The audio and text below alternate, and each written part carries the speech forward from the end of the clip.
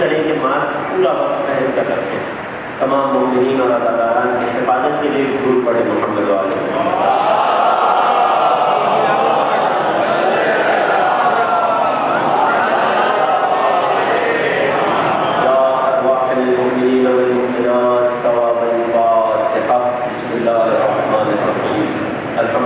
رب العالمین الرحمن الرحیم مالک یوم الدین إياك نعبد وإياك نستعين اهدنا الصراط المستقيم صراط الذين أنعمت عليهم غير المغضوب عليهم ولا الضالين لا حول ولا قوة إلا بالله العلي العظيم أعوذ بالله السميع العليم من الشيطان اللعين الرجيم بسم الله الرحمن الرحيم الحمد لله الذي خلقنا في أمة الذي فاز رتبته إلى قاب قوسين وأكرمنا بولاية وصيه الذي ردت له الشمس مرتين وجاهد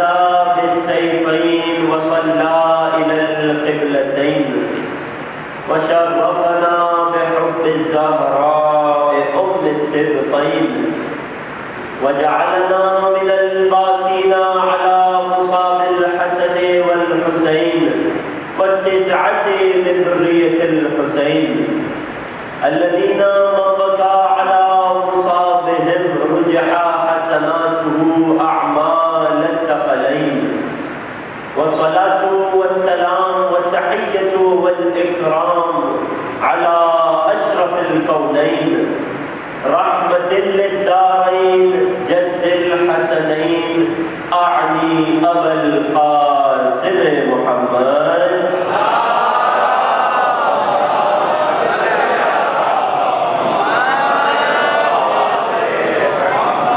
وعلى أهل بيته الأطيبين الأطهرين رحمة الله على محبيهم ولعنة الله على أعدائهم ومنشري فضائلهم وغاسلي حقوقهم أجمعين أما بعد فقد قال الله الحكيم في كتابه الكريم وكلامه العظيم بسم الله الرحمن الرحيم يوم ندعو كل أناس بإمامهم صدق الله العلي العظيم درود هدیہ کیجئے محمد وآلہ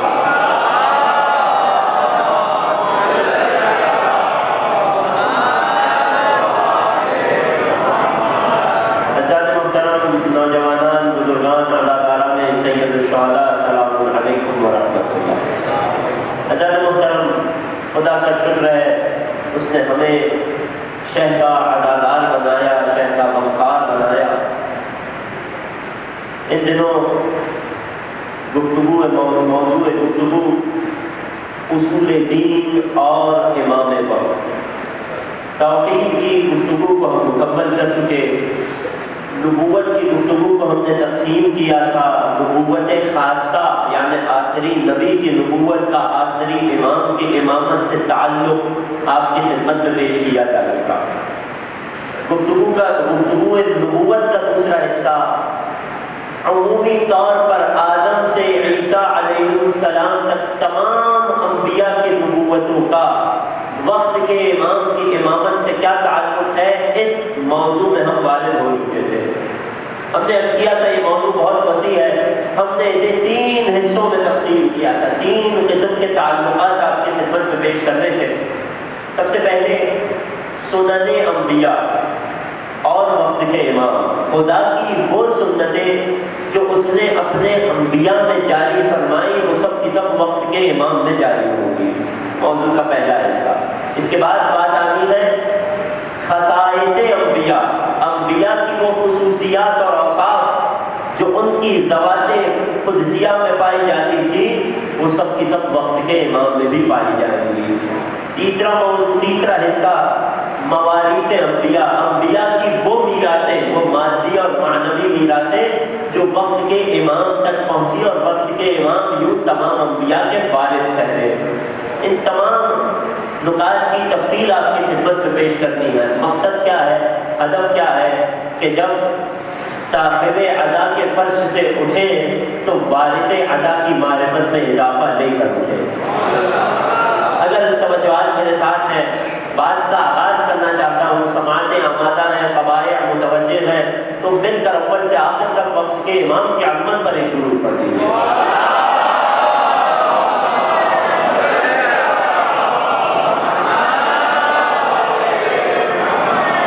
سب سے پہلا حصہ نقطہ کہ جس میں بات کا آغاز کیا تھا نبوت عامہ اور وقت کے امام کی گفتگو کا، وہ ہے سنن انبیاء۔ سنت کی جمع ہے۔ کل اس پر تفصیلی گفتگو کی گئی کہ سنت خداوندی کہتے کسے ہیں۔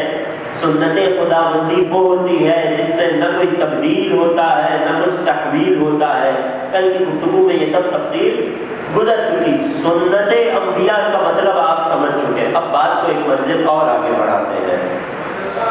اگر وقت کے امام کی معرفت حاصل کرنی ہے، اگر اپنے آپ کو جاہلیت کی موت سے بچانا ہے، فرمان رسالت معاف تو سب کے اذہان میں ہے نا، پہلے روز عرض کیا تھا من ماتا ولم یعرف امام زمانہ مات میتۃ الجاہلیہ، رسول کا فرمان فریقین کی کتب میں، جو شخص اپنے وقت کے امام کی معرفت بغیر چلا جائے وہ جاہلیت کی موت مرا۔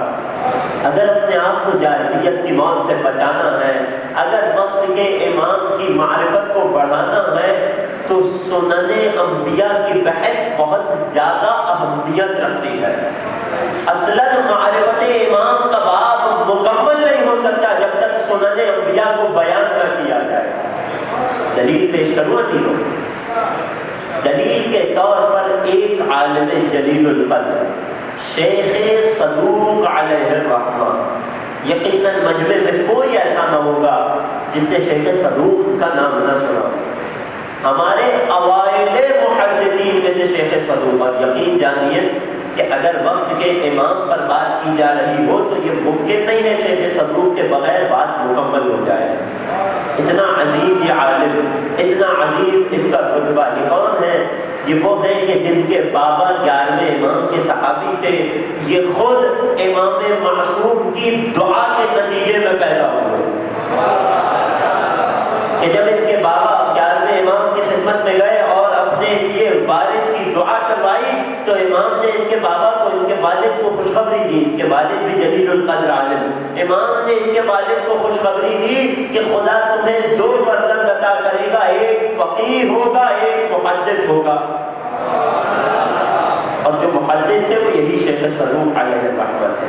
یہ شیخ صدوق جو ایک امام کی دعا سے اس دنیا میں تشریف لا رہے ہیں، جن کی ولادت ہو رہی ہے، ان شیخ صدوق کا ایک واقعہ کہ جس سے ہمیں سنن انبیاء اور وقت کے امام کے تعلق کی بحث کی اہمیت سمجھ آ سکے گی۔ یہ شیخ صدوق کون ہے؟ غیبت صغریٰ میں بھی جنہوں نے زندگی گزاری، غیبت امام کے اوائل حصے میں، بالکل ابتدائی حصے میں جن کی وفات ہوئی، یعنی ائمہ کے دور سے بہت قریب یہ محدث عالم۔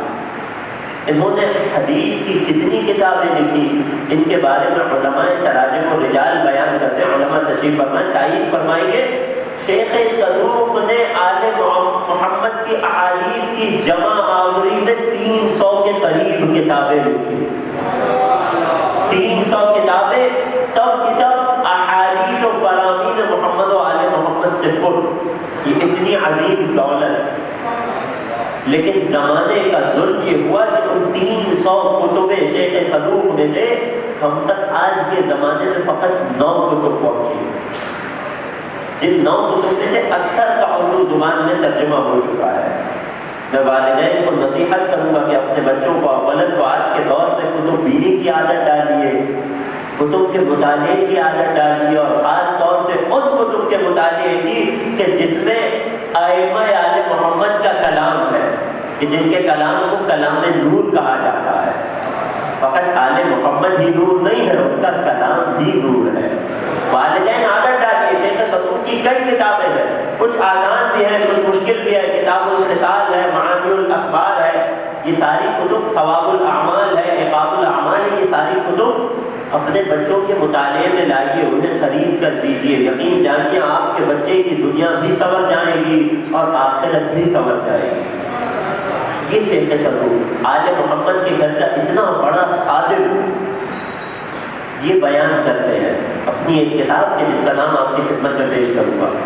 اس کتاب کے مقدمے میں اپنا ایک خواب بیان کرتے ہیں۔ یہ کسی عام آدمی کا خواب نہیں تھا، یہ ایک عالم جلیل القدر کا خواب تھا کہ جسے مکاشفہ کہا جاتا ہے۔ فرماتے ہیں کہ میں ایک روز اپنے گھر پر تھا اور اپنی گزشتہ زندگی پر غور و فکر کر رہا تھا، میں نے کیا کیا اپنی آخرت کے لیے۔ اتنا عظیم عالم سوچ رہا ہے میں نے اپنی آخرت کے لیے کیا کیا، کیا میں نجات پا سکوں گا یا نہیں پا سکوں گا۔ محاسبہ نفس یہ آل محمد کا تعلیم کردہ ادب ہے۔ حاسبوا قبل ان تحاسبوا، اس سے پہلے کہ تمہارا حساب و کتاب ہو تم خود دنیا میں اپنا حساب کرو، خود روزانہ کی بنیاد پر دیکھو میں نے آج کیا اچھا کیا کہ کل اس میں اضافہ کروں، میں نے آج کیا برا کیا تو کل اسے اپنی فہرست سے نکالوں، کل اس کام سے دور رہوں۔ تو فرماتے ہیں ایک روز میں اپنا محاسبہ کر رہا تھا کہ محاسبہ کرتے ہوئے غور و فکر کرتے ہوئے مجھ پر نیند کا غلبہ آ گیا۔ عالم خواب میں نے دیکھا کہ خانہ کعبہ کے طواف میں ہوں، حرم مکہ میں ہوں۔ جب طواف کے 7ویں چکر پر پہنچا، طواف کا ایک چکر یہ انسان کی روح کی طہارت کا باعث بنتا ہے۔ جب 7ویں چکر پہ پہنچے عالم خواب میں، عالم مکاشفہ میں، خدا ہم سب کو حرم مکہ و مدینہ کی زیارت نصیب فرمائے۔ جب 7ویں چکر پہ پہنچا تو میں نے دیکھا کہ میرے سامنے وقت کی حجت حضرت قائم آل محمد عجل اللہ تعالی فرجہ الشریف،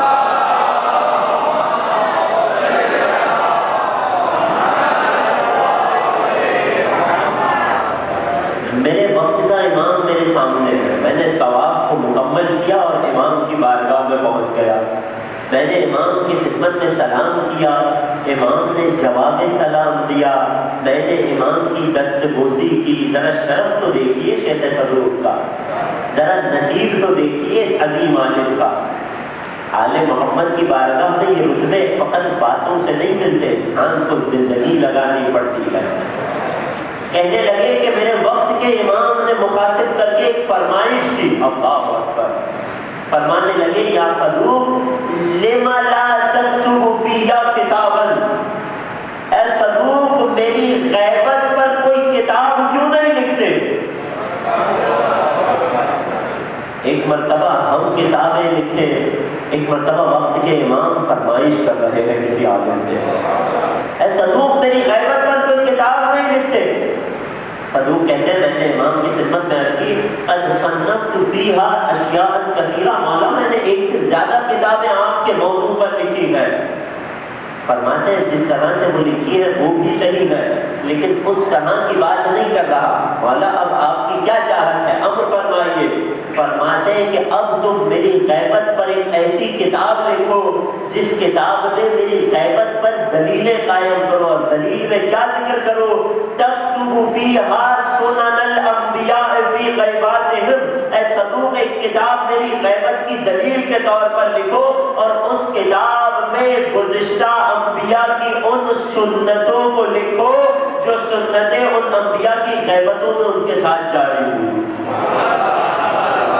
جو کر رہے سنت انبیاء اور انبیاء کی سنتیں جو وقت کے امام میں جاری ہوں گی، اس قدر اہم موضوع ہے کہ وقت کے امام شیخ صدوق جیسے جلیل القدر عالم اور محدث کو عالم خواب میں آ کر حکم دے رہے ہیں، فرمائش کر رہے ہیں کہ گزشتہ انبیاء کی سنتوں کو ایک کتاب میں جمع کرو کہ یہ سب کی سب میری غیبت پر دلیل بنے گی۔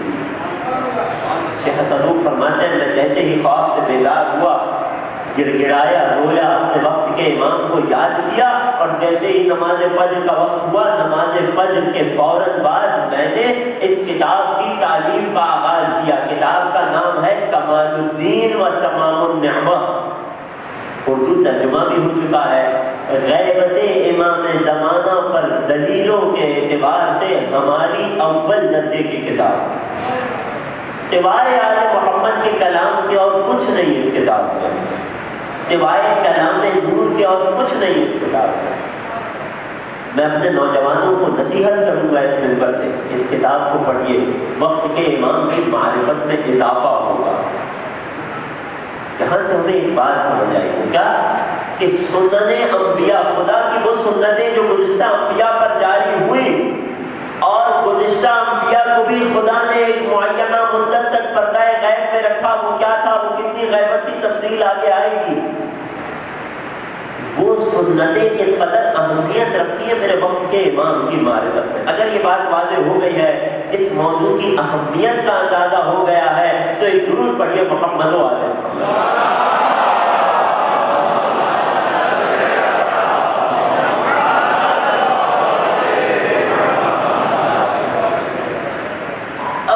سنن انبیاء کے موضوع کی اہمیت کا اندازہ ہو گیا، تو اب خود ان سنتوں کے بارے میں ایک روایت سے بات کا آغاز کرتے ہیں۔ توجہات میرے ساتھ ہیں آخری شخص تک۔ یہی کتاب کمال الدین ہے، شیخ صدوق نے ہی اسی روایت کو لکھا، راوی ہے سدیر سیرفی۔ چھٹے امام کی خدمت میں آتا ہے، قائم آل محمد کا تذکرہ چھڑ جاتا ہے۔ چھٹے امام سدیر جو قریبی صحابی ہے امام کا، اسے مخاطب کر کے فرماتے ہیں، یا سدیر ان للقائم منا غیبۃ یقول امدها، اے سدیر ہمارے قائم کے لیے ایک ایسی غیبت کا دور ہے کہ جس کی مدت بہت طویل ہوگی۔ غیبت ہے کہ جس کی مدت بہت طویل ہوگی۔ سنن انبیاء دیکھیے گا، توجہ کیجیے گا۔ سدیر نے فوراً سوال کیا، وَلِمَ ذَلِكَ يَا ابْنَ رسول اللہ، سبب کیا ہے، حکمت کیا ہے، وجہ کیا ہے؟ فرماتے ہیں إِنَّ اللَّهَ أَبَى إِلَّا أَن يَجْرِيَ فِيهِ سُنَنَ جَمِيعِ الْأَنْبِيَاءِ فِي غَیبَاتِهِمْ۔ اے سدیر، خدا نے یہ فیصلہ کر دیا ہے کہ اس کی آخری حجت میں گزشتہ تمام انبیاء کی غیبت اور غیبت کی سنتیں جمع ہو جائیں گی۔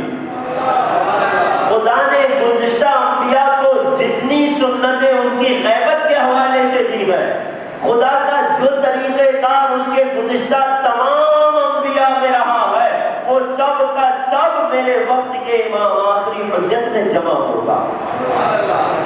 پھر مولا فرماتے ہیں فَلَا يَظْهَرْ حَتَّى يَسْتَوْفِيَ مُدَدَ الْغَیبَاتِ جَمِيعِهِمْ۔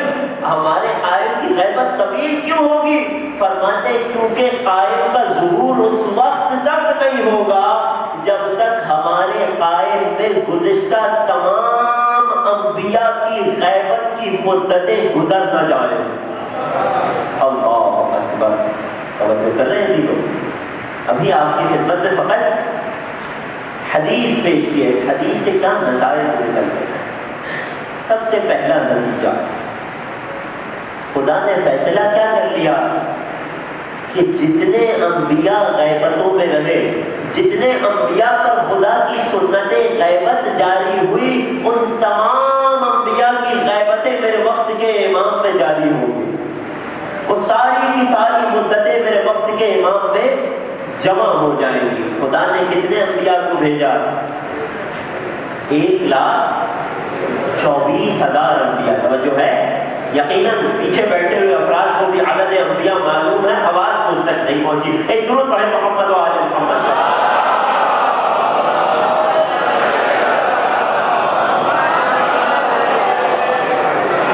انبیاء کتنے؟ 1,24,000۔ یہ وہ عدد ہے جو ہمیں محمد و آل محمد نے بتایا۔ ہم ان میں سے کتنوں کا نام جانتے ہیں؟ فقط انہی کو جانتے ہیں جن کا تذکرہ قرآن یا حدیث میں آ گیا۔ پوری ذمہ داری سے عرض کر رہا ہوں، قرآن کریم میں 1,24,000 انبیاء میں سے فقط 27 نبیوں کا تذکرہ آیا، تو ہم اکثر انبیاء کو نہیں جانتے ہیں۔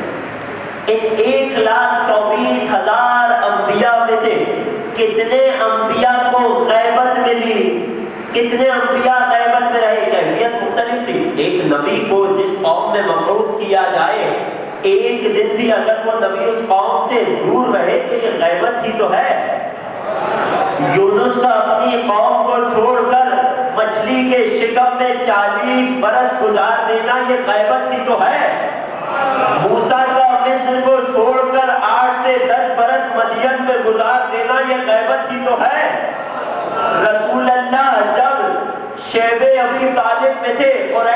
مکہ سے دور تھے، یہ غیبت نہیں ہے تو کیا ہے؟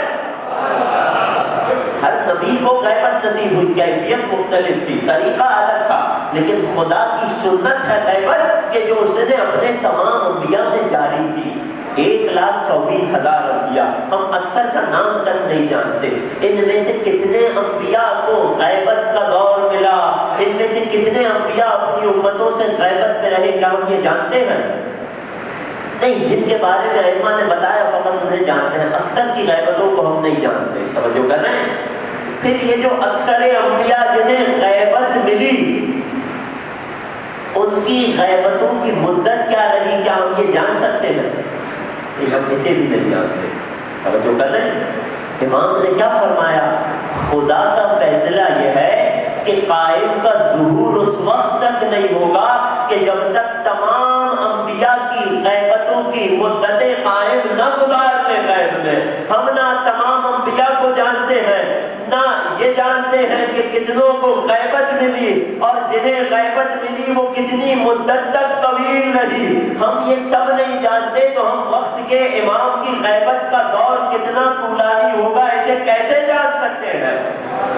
اب سمجھ آیا مولا کے اس فرمان کا مطلب کہ جب مولا نے فرمایا تھا کذب الوقاتون، جان لو جب ہمارے آخری کی غیبت ہوگی لوگ اپنی دکانیں کھولیں گے، اپنی دکانوں کو چمکائیں گے، کوئی کہے گا فلاں دن ظہور ہے، کوئی کہے گا فلاں برس ظہور ہے، کوئی کہے گا اب ظہور ہو گیا، کوئی کہے گا تب ظہور ہو گیا۔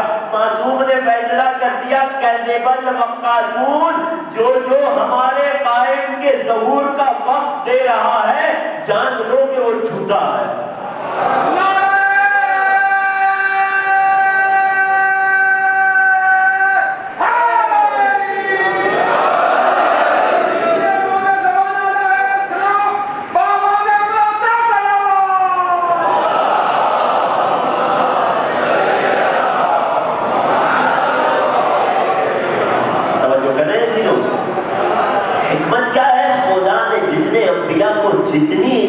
جتنی مدت کی غیبت دی ہے وہ سب کی سب ہمارے قائم میں جمع ہو جائے گی۔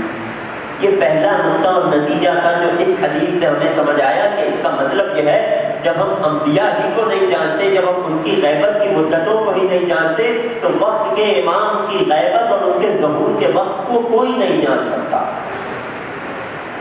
اب انبیاء 1,24,000، ان میں سے کتنے غیبت میں رہے، اور جو غیبت میں رہے ان کی غیبت کا دور کتنا طولانی تھا نہیں معلوم، کئی برس تھا، کئی دہائیاں تھا، کئی صدیاں تھا، کئی 1000 سال تھا، کئی لاکھ برس تھا، ہمیں نہیں معلوم۔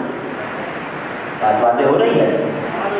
ہمیں امام کی غیبت کی مدت نہیں معلوم ہو سکتی کیونکہ ہمیں تمام انبیاء کی غیبتوں کی مدتیں معلوم نہیں ہیں۔ توجہ کرنے بات کو، یہاں پر ایک اور مشکل آ جاتی ہے۔ یقیناً فرش عزا پہ بیٹھے ہوئے ہر شخص کے ذہن میں اس حدیث شریف کو، اس کلام معصوم معتبر سند کی یہ حدیث جو آپ کی خدمت میں پیش کی، اسے سن کر ایک سوال اٹھا ہوگا۔ کیا سوال ہے؟ کہ جب امام کا ظہور اس وقت تک نہیں ہونا کہ جب تک تمام انبیاء کی غیبتوں کی سنتیں پوری ہو جائیں، تمام انبیاء کی غیبتوں میں خدا کی جو سنت ہے، جو مدتیں ان کی غیبت کی تھی وہ ساری نہ گزر جائے، جب تک ظہور نہیں ہوتا تو پھر ہم ظہور میں جلدی کی دعا کیوں کرتے ہیں؟ توجہ کر رہے ہیں عزیزوں؟ یہ سوال بنتا ہے نا، جبکہ یقین ہے ہر مومن جانتا ہے کہ ہمیں ظہور حجت میں تعجیل کی دعا کا حکم بھی آل محمد نے ہی دیا ہے۔ افضل الاعمال انتظار الفرج، آل محمد نے کہا ہے افضل ترین عمل زمانے غیبت میں حضرت حجت کے ظہور کا انتظار کرنا ہے۔ اس دور میں افضل ترین دعا مولا کے ظہور کی دعا کرنا ہے۔ جب تک تمام انبیاء کی غیبت کی مدتیں نہ گزار لیں ظہور نہیں ہوگا، اور دوسری جانب ظہور میں تعجیل اور جلدی کی دعا کرنے کا حکم بھی دیا جا رہا ہے۔ سوال واضح ہے، آخر تک متوجہ میں اس سوال کا جواب آپ کی خدمت میں پیش کرنا چاہتا ہوں۔ ایک درود پڑھیے محمد و آل محمد۔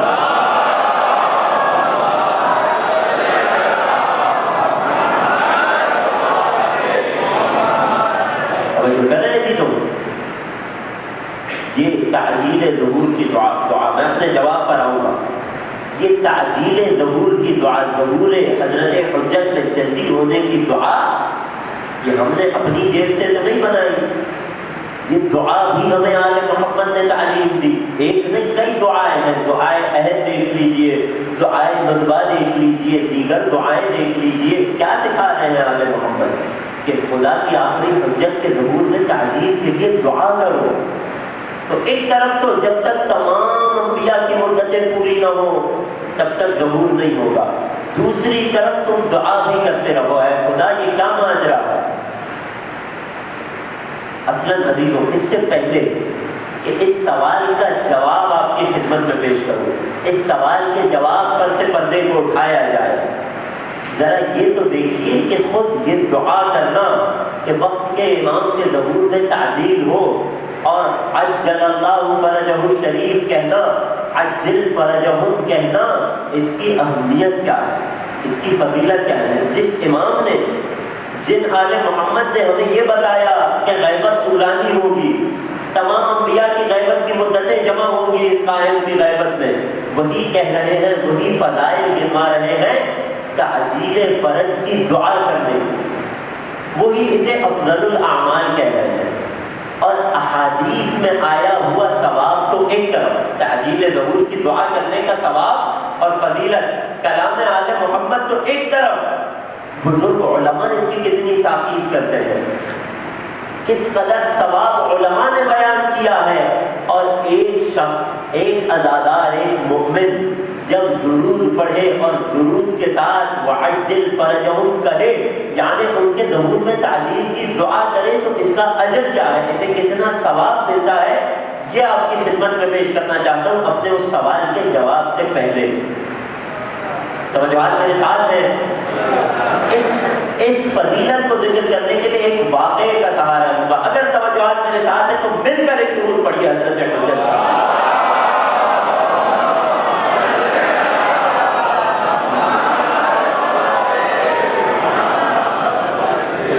ثواب کیا ہے اگر ایک شخص درود پڑھے اور ساتھ میں امام کے ظہور کی تعجیل کی دعا کرے، عجل فرجہم کرے. علامہ امینی رحمۃ اللہ علیہ، نام اکثر نے سن رکھا ہوگا. یہ کون؟ صاحب الغدیر، کہ جنہوں نے الغدیر کا موسوعہ، انسائکلوپیڈیا آف الغدیر، جنہوں نے تعلیف فرمایا، جمع کیا. کیا کیا اس عالم نے، اس جلیل القدر عالم نے، اس علی کے عاشق نے کیا کیا؟ اگر خلاصہ کیا جائے تو اپنی ساری زندگی علی کی ولایت کو ثابت کرنے کے لیے دلیلوں کی تلاش میں گزار دی.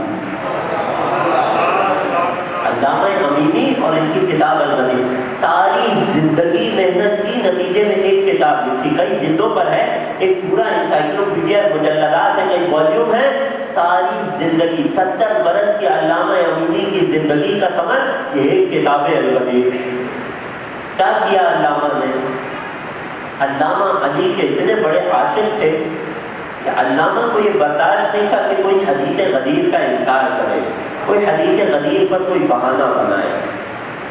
ابھی کچھ 100-150 سال قبل بھی گزرے، ابھی بالکل عصر حاضر کے علماء میں ان کا شمار ہوتا ہے. نجف اشرف میں ان کی قبر بھی ہے، ان کا مکتبہ، ان کی لائبریری بھی اسی کے ساتھ ہے. خدا ہمیں شہر نجف کی زیارت نصیب فرمائے. یہ علامہ امینی کیا کیا؟ ساری زندگی ولایت امیر المؤمنین پر دلیلوں کو تلاش کرتے رہے.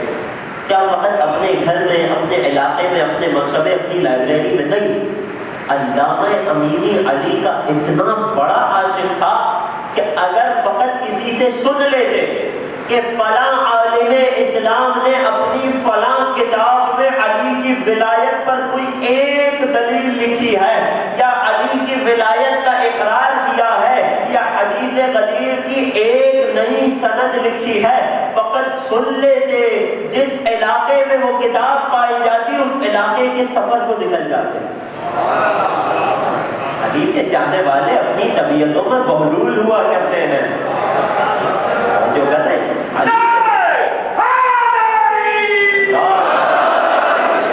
معصوم کا یہ فرمان ذہن میں رکھ کر علامہ امینی کی سوانح حیات کو سنیے گا. اور پھر تعجیل ظہور امام کی دعا کرنے کا ثواب آپ کو سمجھ آئے گا۔ معصوم فرماتے ہیں افضل الاعمال احمدها، افضل ترین عمل وہ ہوتا ہے کہ جس میں زحمت زیادہ ہو۔ جتنا انسان کو کسی کام میں مشقت اور زحمت اٹھانی پڑے اتنا زیادہ اس عمل کا ثواب بڑھتا چلا جاتا ہے، خدا کی نگاہ میں اس کا رتبہ بڑھتا چلا جاتا ہے۔ اب اس حدیث کو ذہن میں رکھ کے علامہ امینی کے اس کارنامے کو سنیں۔ کون سا علاقہ ہے دنیا کا کہ جہاں علامہ امینی نے سفر نہیں کیا؟ ایک حدیث بھی اگر مل جاتی، حدیث قدیم کی فقط ایک نئی سند علامہ کو کہیں مل جاتی، علامہ اس دور دراز کے علاقے کا سفر کرتے، اپنے خرچ پر کرتے، سفر کرتے، وہاں جاتے، وہاں سے کتاب کو خریدتے۔ اگر پیسے نہ ہوتے تو علامہ ایجار کے نماز اور روزے رکھتے اور اجرت کے نماز اور روزوں سے اس دولت کو حاصل کر کے اس سے وہ کتابیں خریدتے کہ جو علی کی ولایت کے دفاع میں ان کے کام آئے۔ ذرا محسوس تو کریں علامہ کی مشقت کو۔ کون سا علاقہ ہے ایسا دنیا کا جہاں علامہ نے سفر نہیں کیا؟ کون سی دنیا کی بڑی لائبریری اور مکتبہ ہے جہاں علامہ نہیں گئے؟ یہاں تک کہ پاک و ہند بھی آئے۔ علامہ نے ترکی کا سفر کیا، علامہ انگلستان گئے، علامہ نے یورپ کا سفر کیا، عربستان کے تمام علاقوں کا سفر کیا۔ کیوں؟ جہاں سن لیتے کہ فلاں مکتبے میں فلاں کتاب کا ایک نسخہ ہے کہ جہاں علی کی ولایت پر ایک چھوٹی سی دلیل ہے، علامہ وہاں بھی جاتے تھے۔ یہ علامہ امینی زندگی علی کے عشق کے سفر میں گزار دی، زندگی فقط حدیث غدیر کو وقف کر دی اور کوئی کام نہیں کیا اس عالم نے، ساری زندگی حدیث غدیر اور علی کی ولایت کے اثبات میں گزار دی۔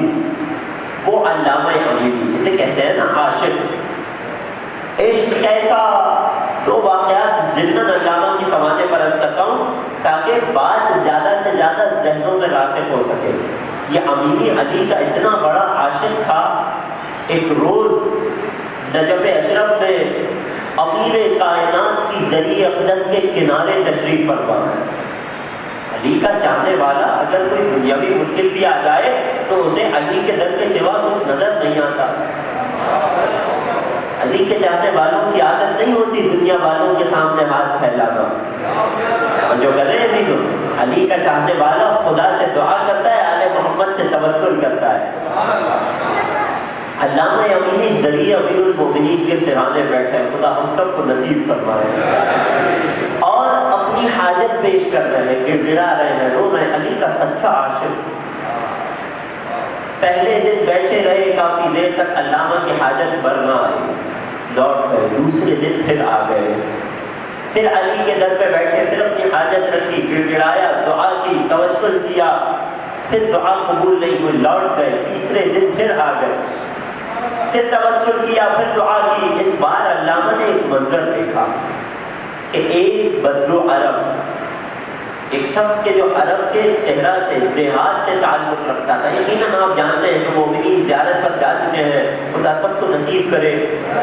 وہ عرب کے جو صحرا سے آتا ہے، جو دیہات سے آتا ہے، جو بادیہ نشین عرب ہوتا ہے، اس کا بات کرنے کا انداز بڑا جارحانہ ہوتا ہے، اس کے بات کرنے کے انداز میں بڑی بے تکلفی ہوتی ہے۔ وہ امام کی زری پر آ کر بھی ویسے ہی بات کرتا ہے، اس کے اپنے عشق کا ایک مرحلہ ہوتا ہے، وہ ادب و تعظیم کو زیادہ نہیں جانتا، وہ بادیہ نشین ہوتا ہے، وہ شہری ثقافت کو نہیں جانتا۔ علامہ امینی نے دیکھا کہ ایک بدو عرب، ایک بادیہ نشین عرب زری والے حجرے میں داخل ہوا اور لنگڑا کر چل رہا ہے، آ کر زری کو تھاما، زور سے زری کو ہلانے لگا۔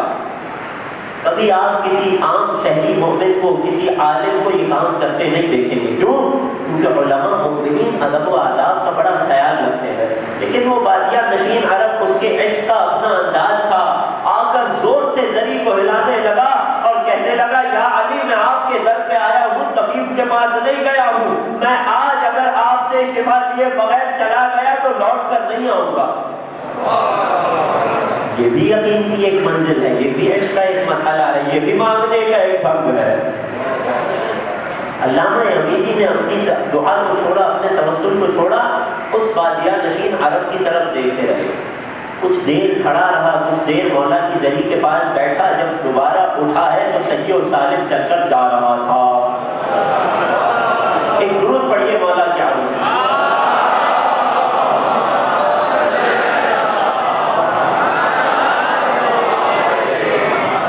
علامہ امینی نے جب یہ منظر دیکھا، خوب گریہ کیا، خوب آنسو بہائے، مولا میں آپ کا عاشق، ساری زندگی آپ کی ولایت کے اثبات میں گزار دی، مولا آپ کی ولایت کے اثبات کے سوا زندگی میں امینی نے کچھ نہیں کیا، آپ کی غدیر کی احادیث اور دلیلوں کے علاوہ امینی نے اس دنیا سے کچھ نہیں لیا، مولا میں 3 دن سے اپنی حاجت لیے بیٹھا ہوں، میری حاجت پوری نہیں ہوتی، یہ بادیہ نشین عرب آتا ہے، اس بے ادبی سے آپ کو مخاطب کرتا ہے، آپ اس کی حاجت کو پورا فرما رہے ہیں۔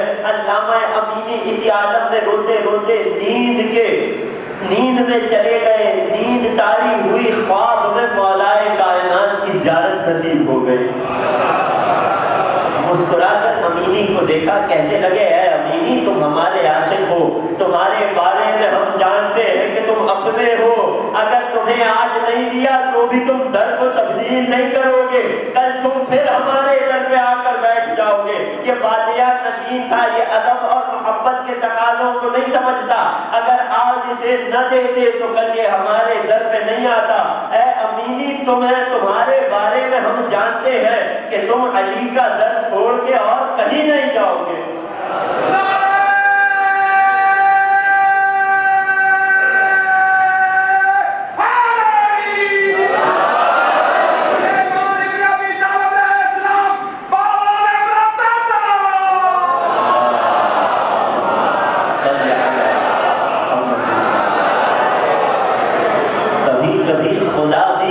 بندے کو گڑ گڑانے دیتا ہے، اس کی دعا قبول نہیں کرتا، فرشتے پوچھتے ہیں خدا یہ تیرا مؤمن بندہ ہے، نیکوکار بندہ ہے، اس کی حاجت پوری کیوں نہیں کرتا؟ خدا جواب دیتا ہے مجھے اس کے مانگنے کا سلیقہ بڑا پسند آ رہا ہے۔ یہ عشق کے مراحل ہے۔ یہ علامہ امینی، بات واضح ہوئی کیسا عاشق مولا کا کہ مولا خواب میں زیارت نصیب کرے۔ ایک اور چھوٹا سا واقعہ کہ جس سے علامہ اور ان کے کام کی اہمیت کا اندازہ ہو، پھر نتیجے تک پہنچنے میں لطف محسوس کریں گے۔ آخر والے افراد متوجہ میں تو پیش کر رہا ہوں کہ علامہ امینی کی جب رحلت ہوئی تو اس دور کے بہت بڑے فقیہ اور عالم نے اسی شب خواب میں دیکھا کہ میدان محشر ہے، ایک طرف قطار لگی ہے، انہوں نے جا کر معلوم کیا یہ قطار کہاں جا رہی ہے، پتہ یہ چلا کہ یہ قطار حوض کوثر کی جانب جا رہی ہے کہ جہاں مولائے کائنات اپنے چاہنے والوں کو حوض کوثر سے سیراب کر رہے ہیں، جہاں چاہنے والے کو ساقی کوثر کا دیدار بھی مل رہا ہے اور حوض کوثر بھی پینے کو مل رہا ہے۔ یہ عالم جلیل کہتے ہیں کہ میں اس قطار میں لگ گیا، میرے آگے علامہ امینی تھے، میں نے دیکھا کہ ایک ایک چاہنے والا آگے بڑھتا تھا، علی اپنے چاہنے والے کے چہرے کو دیکھ کر پہچانتے تھے اور حوض کوثر سے ایک کاسہ آب بھر کر علی چاہنے والے کو دے دیتے تھے، لیکن جب علامہ امینی کی باری آئی تو علی نے کاسے کو رکھ دیا، چلو کو بھرا اور امینی کے چہرے کی طرف کر دیا۔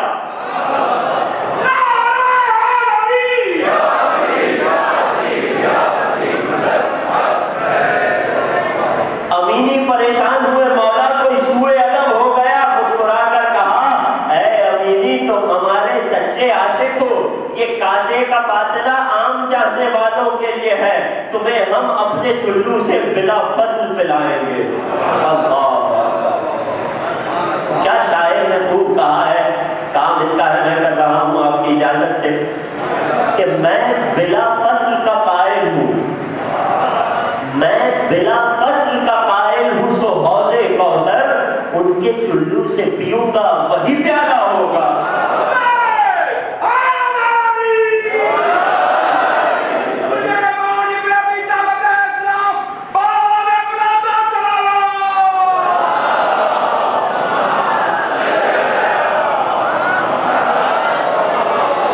یہ فقط شاعر کا خیال یا خواب کی تعبیر نہیں ہے، خواب کی عبارت نہیں ہے۔ دعائے نبوہ کے جملے دیکھیے، دعائے نبوہ کا آخری حصہ بِکَأْسِهِ وَبِيَدِهِ، اے خدا ہمیں حوض کوثر نصیب فرما، ان کے کاسے ان کے پیالے وبیدے اور ان کے دستے مبارک سے کیسا ریّن ربیّن ہنیّن صائغا وہ حوض کوثر کا میٹھے پانی کا چشمہ کہ جو ساقی کوثر کے ہاتھوں سے ملے کہ لا ظما بعدا کہ جس کے بعد کوئی پیاس نہیں رہ جائے گی.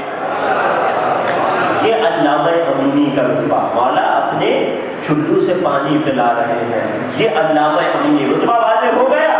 کس قدر عظیم انسان ہے امینی, کیا عظیم کارنامہ انجام دیا امینی نے. اب سنیے گا درود کے ساتھ عجل فرجہم کہنے کا ثواب. یہ علامہ امینی جب پورے غدیر انسائکلوپیڈیا کو مکمل کر لیا, جب پورے موضوع غدیر کو لکھ لیا, تو ہر آدمی کا طریقہ ہوتا ہے, ہر مؤلف کا طریقہ ہوتا ہے اپنی کتاب کی ابتدا میں ایک اہدا لکھتا ہے کہ اس کتاب کا ثواب میں کسے ہدیہ کر رہا ہوں. وہ امینی جو ساری زندگی علی کی ولایت پر دلیلیں تلاش کرتا رہا, ساری زندگی محنت کرتا رہا, علی کے عشق میں خود کو غرق کر دیا, علی کے عشق میں اپنی ذات تک کو بھلا دیا.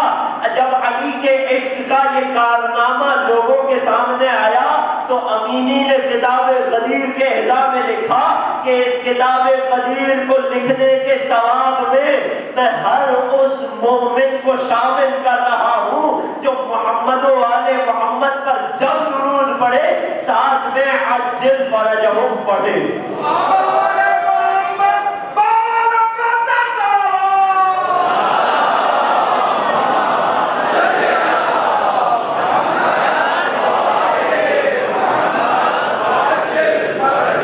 توجہ کر رہے ہیں عزیزوں, جب درود پڑھیے, عادت بنا لیجیے. آج اس مجلس سے ادا سے تہیہ کر کے اٹھیے, اے خدا جب درود پڑھوں گا تو عجل فرجہم, امام کے ظہور کی تعجیل کی دعا ساتھ کروں گا تاکہ الغدیر جیسی کتاب کے لکھنے کے ثواب میں شامل ہو جاؤں. یہ بات یہاں تک پہنچ گئی. سوال اپنی جگہ باقی ہے کہ ایک طرف امام بتا رہے ہیں کہ تمام انبیاء کی غیبتوں کی مدتیں قائم میں جمع ہوں گی, دوسری جانب ائمہ خود اور علماء بھی تعجیل ظہور کی دعا کا حکم دے رہے ہیں. یقین جانیے دامن وقت میں بالکل گنجائش نہیں ہے. اس سوال کے جواب کو کل پر چھوڑے جا رہا ہوں اس شرط کے ساتھ کہ جن کے ذہنوں میں آج کا سوال اٹھ گیا ہے کل اتنے حصے کو ضرور سماعت فرما لیجیے گا کہ جس میں سوال کا جواب آ جائے, ورنہ یہ سوال ساری زندگی ذہن میں اٹک کر رہ جائے گا. عقیدے کا ایک بڑا بنیادی حصہ ہے. ایک طرف ہمیں تعجیل فرج کی دعا کا حکم دیا جا رہا ہے, دوسری جانب یہ فرمایا جا رہا ہے کہ تمام انبیاء کی غیبت کی مدتیں قائم کی غیبت میں جمع ہو جائے گی. بس عزیزوں یہی بات کو روک دے جاؤ. انبیاء کی بات آئی, نبوت عامہ کی بات آئی, اس سے پہلے نبوت خاصہ کی بات آئی, آخری نبی کا تذکرہ آیا, انبیاء کا تذکرہ آیا. آج شبیہ پیغمبر کے ذکر کی بات ہے. آپ کی اجازت سے میں چاہوں گا کہ آج اور آج سے مجھے مسائل تھوڑے طویل کرنے کی اجازت دیجیے گا, کہ اب رونے کی راتیں ہیں. اب نہ روئیں گے تو کب روئیں گے, اب مرسہ داری نہ کریں گے تو کب کریں گے.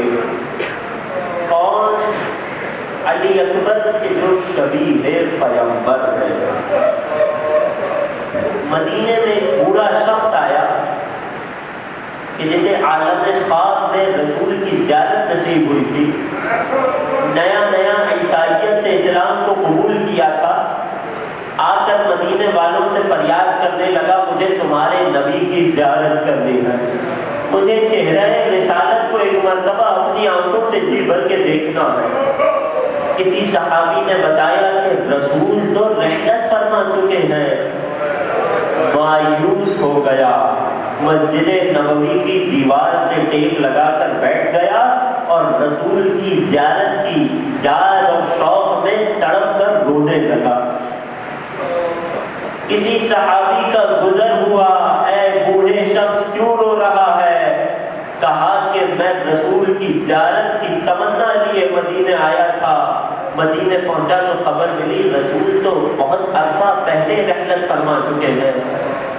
صحابی نے کہا غم نہ کر، رسول تو رحلت فرما گئے، لیکن خدا نے نواسۂ رسول حسین ابن علی کو ایک ایسا بیٹا عطا کیا ہے کہ جو اپنی شکل و صورت میں ہو بہو رسول کی شبیہ ہے۔ یہ بوڑھا اس صحابی کے ساتھ حسین کے در پہ پہنچا، حسین کے در پہ کبھی کوئی خالی نہیں لوٹتا۔ دستک دی آقا حسین تشریف لائے، بوڑھے نے عرض کی مولا میں نے سنا ہے کہ خدا نے آپ کو ایک ایسا بیٹا دیا ہے کہ جو ہو بہو شبیہ پیغمبر ہے، مولا کچھ نہیں چاہتا ایک بار اس بچے کے چہرے کی زیارت کرا دو۔ مولا حسین گھر میں تشریف لے گئے ہیں، ابھی علی اکبر کم سن ہے، علی اکبر کو گودی میں لیا ہے اور دروازے پہ آتے ہیں۔ بوڑھے نے جیسے ہی علی اکبر کو دیکھا ہے کہنے لگا خدا کی قسم ہو بہو وہی چہرہ ہے جو خواب میں دیکھا۔ جی بھر کے علی اکبر کے چہرے کی زیارت کرنے لگا، علی اکبر کی بلائیں لینے لگا۔ نہ جانے آقا کو کیا خیال آیا، شاید یہ جو محبت کر چکا تھا رسول سے، آل رسول سے، چاہتے یہ تھے کہ رسول اور آل رسول کے مسائل میں بھی شریک ہو جائے، نہ جانے آقا کو کیا خیال آیا۔ فرمایا اے بوڑھے ذرا یہ بتا کہ اگر اس کمسن اور معصوم بچے، اگر اس خوبصورت بچے کے پیروں میں کانٹا چبھ جائے تو تیری کیا حالت ہوگی؟ تڑپ کر پیچھے ہٹا، اس کے جواب کو سنیے گا۔ تڑپ کر پیچھے ہٹا کہنے لگا اے آقا اپنی آنکھ میں تیر برداشت کر سکتا ہوں، اس حسین شبیہ پیغمبر بچے کے پیر میں کانٹا برداشت نہیں ہے۔ آقا نے جب یہ سنا تو فرمانے لگے اے بوڑھے سن، ابھی یہ کمسن بچہ ہے، ابھی اس کا جمال اپنے شباب تک نہیں پہنچا، جب یہ کڑیل جوان ہو جائے گا، کربلا کا میدان ہوگا، اس کے کلیجے میں برچھی کا پھل ہو۔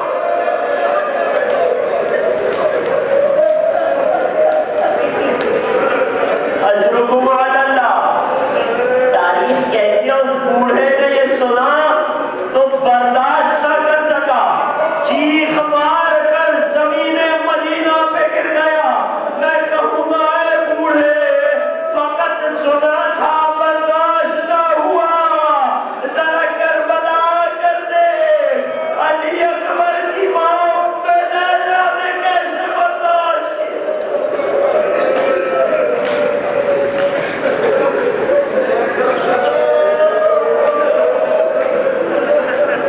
اجرکم علی اللہ، اجرکم علی الزہرا۔ فاطمہ زہرا کو آج علی اکبر کا پرسہ دینا ہے، ام لیلا کو آج علی اکبر کا پرسہ دینا ہے۔ اللہ اکبر۔ ہاں عزیزو، روز عاشور آیا، فجر کا وقت آیا، حسین نے اپنے مؤذن سے کہا آج تم اذان نہ دو گے، اے بیٹا علی اکبر ذرا اذان بلند کیجئے، ایک مرتبہ پھر ان لوگوں پر حجت تمام ہو جائے، جب رسول کی آواز میں اذان کو سنے تو شاید انہیں ہدایت مل جائے۔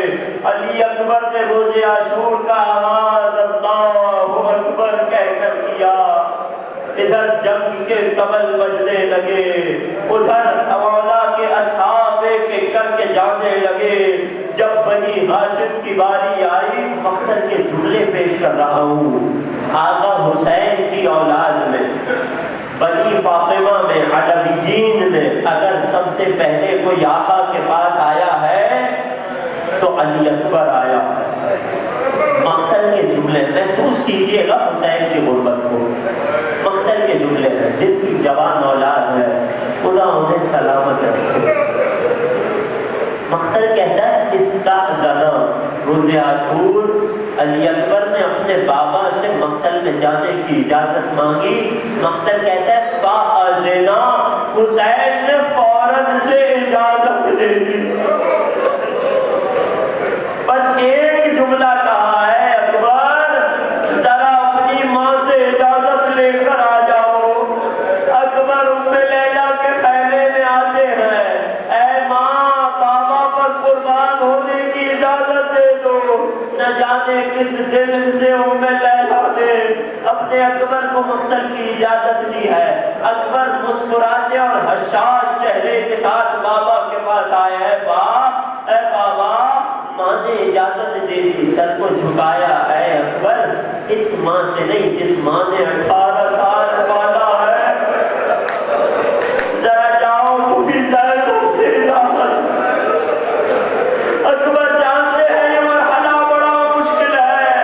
پھوپھی زینب کے خیمے میں آئے, اپنے سر کو پھوپھی کے زانوں پر رکھ لیا. پھوپھی اماں ایک سوال ہے. اے پھوپھی اماں آپ افضل ہیں یا دادی فاطمہ؟ دادی کا نام سننا تھا, سر کو جھکایا. اے اکبر یہ کیسا سوال ہے؟ میری ماں فاطمہ زہرا سیدۃ النساء العالمین ہے. اے پھوپھی اماں دوسرا سوال, آج زہرا کے لال پر مشکل وقت ہے, کیا اپنے اکبر کو قربان نہ کرو گی؟ تڑپ کر رہ گئی زینب اولیاء. اے علی اکبر اپنے آل محمد کو قربان اس لیے کیا تاکہ تیرا شباب بچ جائے. اگر کسی اور انداز میں مجھ سے مقتل کی اجازت مانگتے تو میں اجازت نہ دیتی. ماں فاطمہ زہرا کا نام آ گیا. جاؤ علی اکبر ہم نے تمہیں اجازت دی ہے. ارے خیمہ زینب اولیاء سے نکلے, اپنی سواری پر سوار ہوئے. سواری مقتل کی جانب بڑھی. محسوس ہوا کوئی پیچھے پیچھے آ رہا.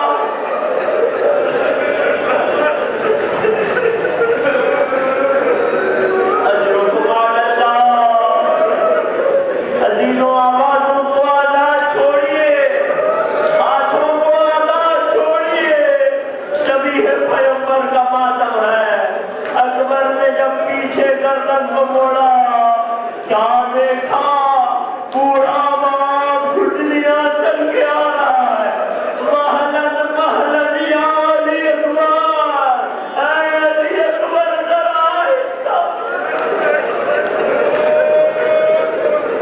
سینے فرض سے زمین پر اترے. اے بابا آپ نے ہی تو مقتل جانے کی اجازت دی تھی. اس سوال کا جانتے ہو حسین نے کیا جواب دیا؟ ذرا حسین کی غربت کو محسوس کیجئے گا. رو کر کہنے لگے اے علی اکبر اگر تمہارا بھی تم جیسا کوئی جوان بیٹا ہوتا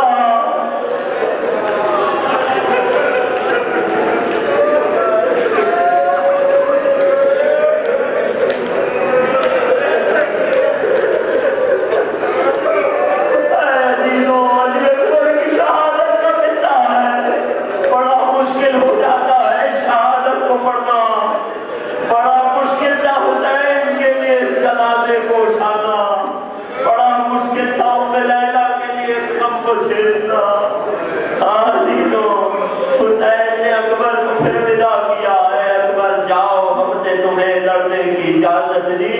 بس ایک کام کرنا, جب تک جنگ کا آغاز نہ ہو مڑ مڑ کے مجھے دیکھ کے جانا. علی اکبر ایک جملہ اکبر سے کہا, ایک جملہ آسمان کا رخ کر کے کہا, اللہم اشہد علی ہؤلاء القوم. اے خدا تو اس قوم پر گواہ رہنا. قد برز الیہم غلام, اب ان کی جانب اسے بھیج رہے ہیں. اشبہ الناس خلقا وخلقا ومنطقا بالرسول, جو لوگوں میں اپنی شکل و صورت میں اپنی گفتار و کردار میں تیرے نبی سے سب سے زیادہ شباہت رکھتا ہے. اے خدا جب ہمیں تیرے نبی کی زیارت کا اشتیاق ہوتا ہم اس علی اکبر کی زیارت کرتے تھے. ادھر علی اکبر نے جنگ کا آغاز کیا. حیدر کرار کا پوٹا جنگ کر رہا ہے. احمد مرسل اکبر جنگ کا آغاز کرتے ہیں، ادھر حسین ام لیلہ کے خیمے میں آتے ہیں. اے ام لیلہ، اولاد کے حق میں ماں کی دعا بڑا جلدی قبول ہوتی ہے. اے ام لیلہ بس ایک دعا کر دے، خدا بس ایک مرتبہ مجھے میرے اکبر سے ملا دے. ام لیلہ نے مصلے کو بچھایا، یا رات یوسف علیہ یعقوب، اے یعقوب کے لیے یوسف کو پلٹانے والے، حسین کے لیے علی اکبر کو پلٹا.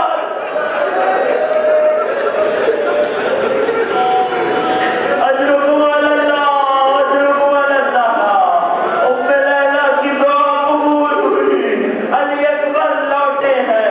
مگر علی اکبر کا لوٹنا حسین کے لیے ایک نئے امتحان کا باعث تھا.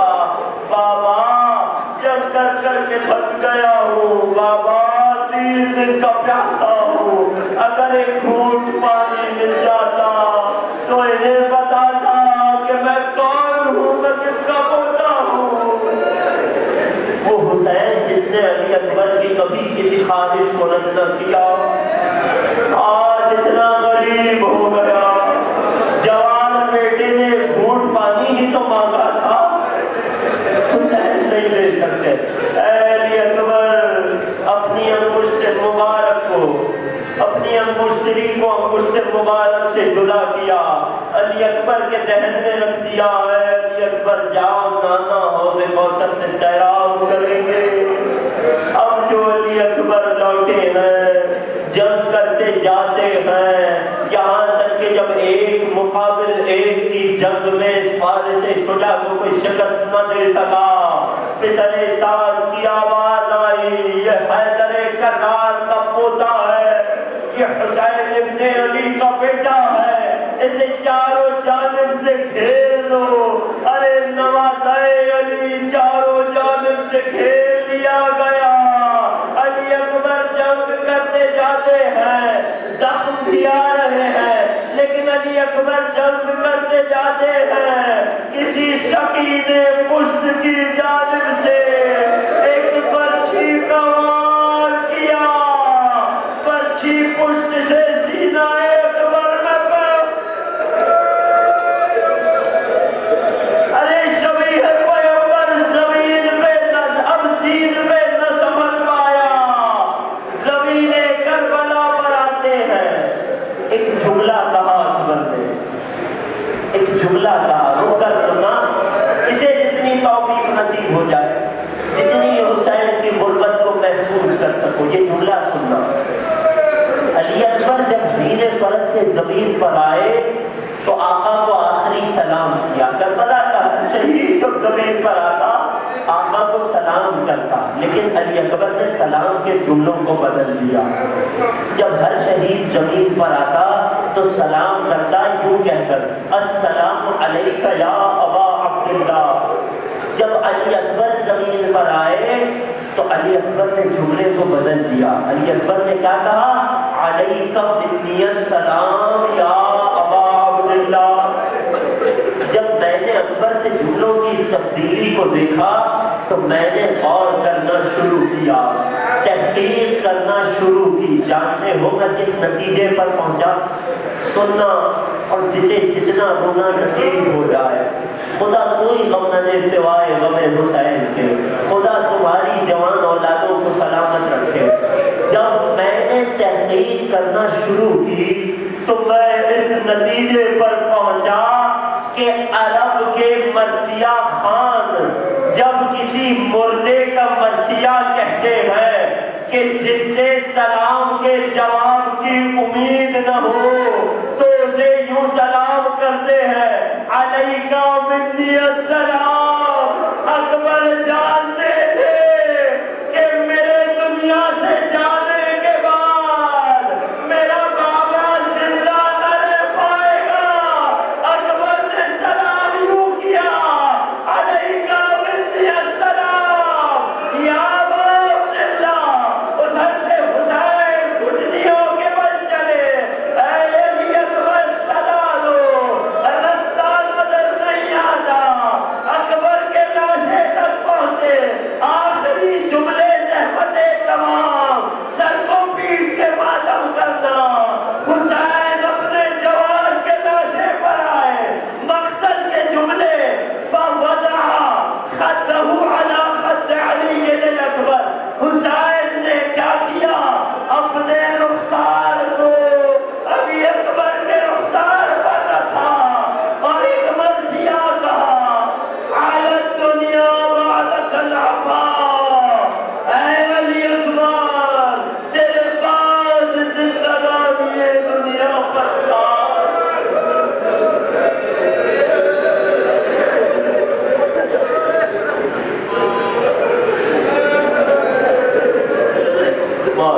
کر دے.